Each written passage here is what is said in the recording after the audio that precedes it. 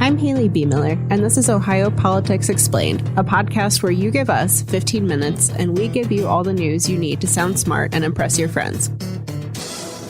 Welcome to a special episode of Ohio Politics Explained. Today, we're going to talk all about this year's Ohio Supreme Court elections. Now, the presidential race is, of course, getting a lot of the attention, and Ohio also has a really competitive Senate election. But the court races are just as important, and I have Laura Bischoff with me to help explain why. Hello. This is a special episode. So, there are 3 Supreme Court seats up for grabs, and it's not as straightforward as you might think. 2 incumbent justices, Democrat Melody Stewart and Republican Joe Deters, are fighting for one of those seats. Governor Mike DeWine appointed Deters last year to replace another justice, and he could have just run to keep his seat. But he decided to challenge Stewart instead. Why? Well, it is a sort of an interesting inter-court battle between Stewart and Deters, who sit right next to each other on the bench. Deters got appointed by the governor in January 2023 to fill a vacancy that was left open when Sharon Kennedy moved up to be Chief Justice. Now, Deters would have to run statewide this year to retain that seat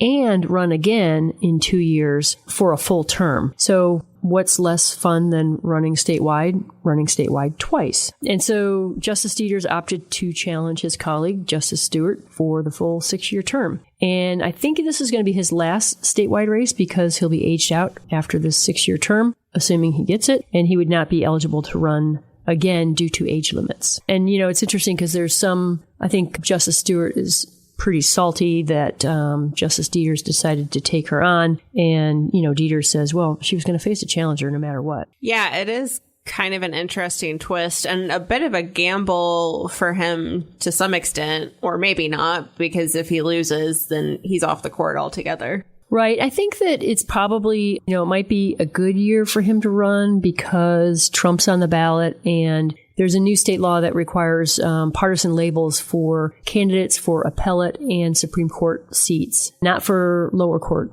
races, but just for the higher up ones. And this will be the second cycle that's been in place, the first time that Trump's been on the ballot with that in place. And of course, the last cycle when it was in place, the Republicans won. How long has Stewart been on the court? She's running for this. She's been on for almost 6 years. She was an appellate court judge for 12 years, and she's running for a second term. Gotcha. In addition to that race, we have 2 other matchups that could help determine control of the court.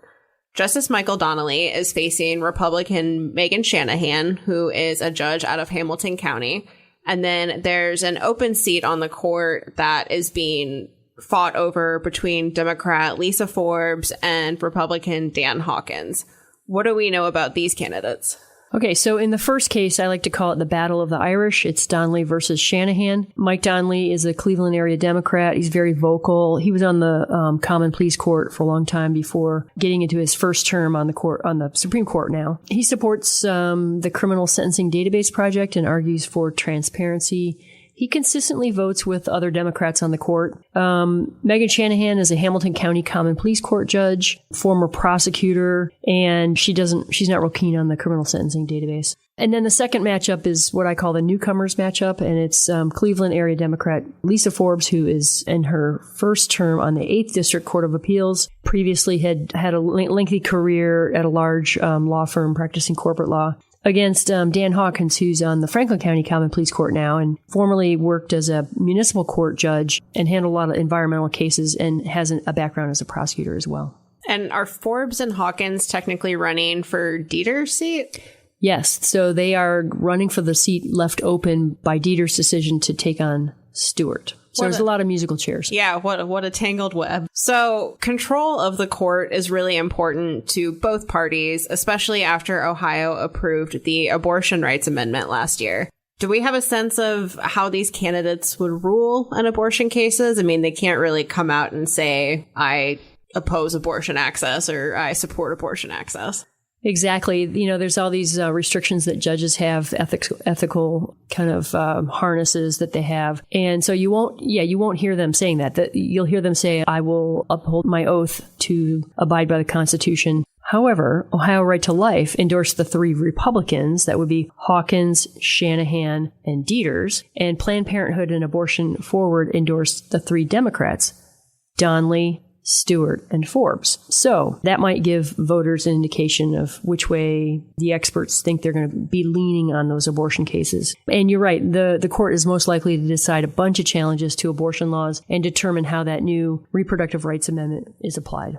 And it'll be interesting to see, too, how many of these cases end up going before the Supreme Court. I would expect several of them because, people will appeal and appeal and appeal. But there are so many abortion laws on the books that now have to be analyzed through the lens of this amendment. Exactly. But I think you're right in that neither side is going to give up until it's come to the terminus. For sure. And, abortion obviously is not the only issue that the Supreme Court deals with. There are chicken wings, for example. What other cases do we think could go before the court in the coming years? Well, it is interesting. Republicans have held a majority on the court since 1986, and it is a court that decides a lot of issues that impact everyday Ohioans, even though everyday Ohioans might not be aware of that. The Supreme Court interprets, public records laws, how much transparency we have in government, how insurance policies are interpreted, how much electric and gas utilities can charge you on your monthly bill. So it is a pretty important court, and I hope people will pay attention. I'm curious, too. We've seen a lot of backlash against the U.S. Supreme Court over decisions in recent years, especially the ruling to overturn Roe. A lot of people think so-called activist judges are trying to further an agenda, and I feel like there's a lot more scrutiny on the judicial branch than there used to be. I mean, is this happening in Ohio, too?